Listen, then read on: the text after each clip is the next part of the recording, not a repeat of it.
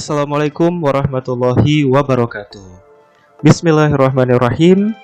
Pertama dan yang paling utama, mari berdoa kepada Allah yang Maha Esa. Semoga Ia memudahkan hati dan pikiran kita dalam menerima ilmu pengetahuan. Amin ya rabbal alamin. Teman-teman sekalian, salah satu topik yang cukup penting dalam dunia bisnis, ekonomi, dan manajemen adalah riset operasi. Apa itu riset operasi? Mengapa pula kita penting untuk mempelajarinya? Baik, bersama Kak Yuda, marilah kita mengenal lebih dekat riset operasi.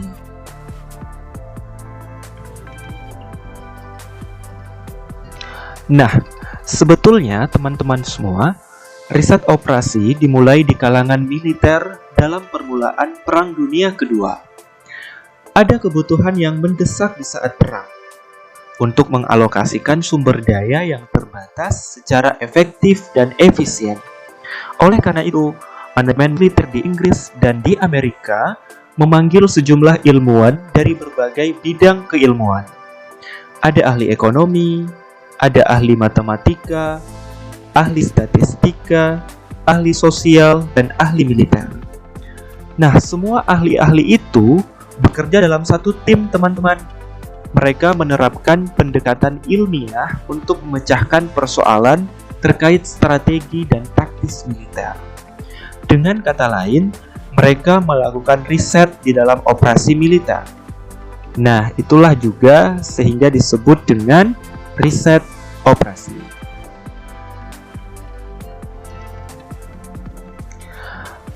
Oke, selanjutnya, keberhasilan riset operasi saat Perang Dunia tersebut menjadikan kalangan bisnis dan industri mengadopsi sistem yang digunakan, sehingga muncullah definisi riset operasi secara lebih luas. Banyak ahli yang telah memberikan definisi riset operasi tersebut. Salah satunya adalah Pak Hamdi Taha yang menyatakan bahwa riset operasi adalah pendekatan dalam pengambilan keputusan yang ditandai dengan penggunaan pengetahuan ilmiah untuk menentukan penggunaan terbaik dari sumber daya yang terbatas. Nah, dalam penerapan riset operasi, ada beberapa tahapan yang biasa kita lakukan. Tahapan pertama, merumuskan atau menganalisis persoalan. Jadi nih, misalkan kita mendapatkan suatu persoalan yang harus dipecahkan. Maka langkah pertama yang kita lakukan adalah menguraikan informasi-informasi yang ada, merumuskan tujuan yang akan dicapai, dan mengenali kendala atau batasan-batasan yang ada. Yang kedua, memodelkan persoalan secara matematis. Jadi, setelah di tahap pertama kita telah merumuskan persoalan dan tujuan yang ingin dicapai, sekarang kita membentuk model matematika yang akan memudahkan kita untuk menyelesaikan persoalan yang ada.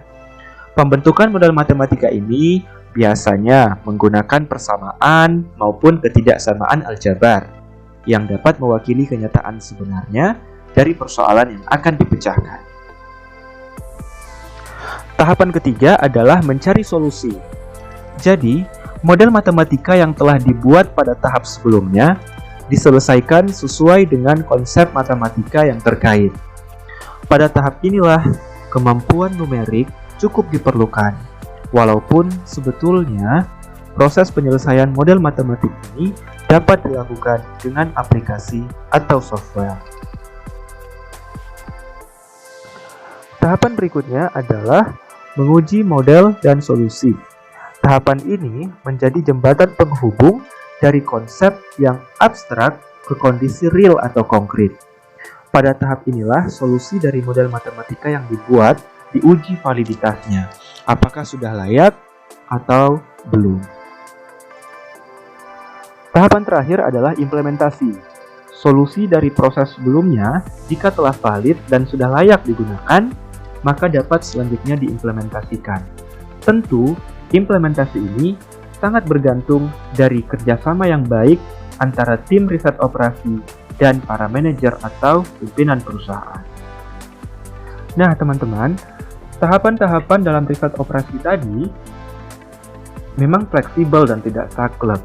Namun secara garis besar, itulah yang sering dilakukan oleh para periset dalam menyelesaikan persoalan manajemen.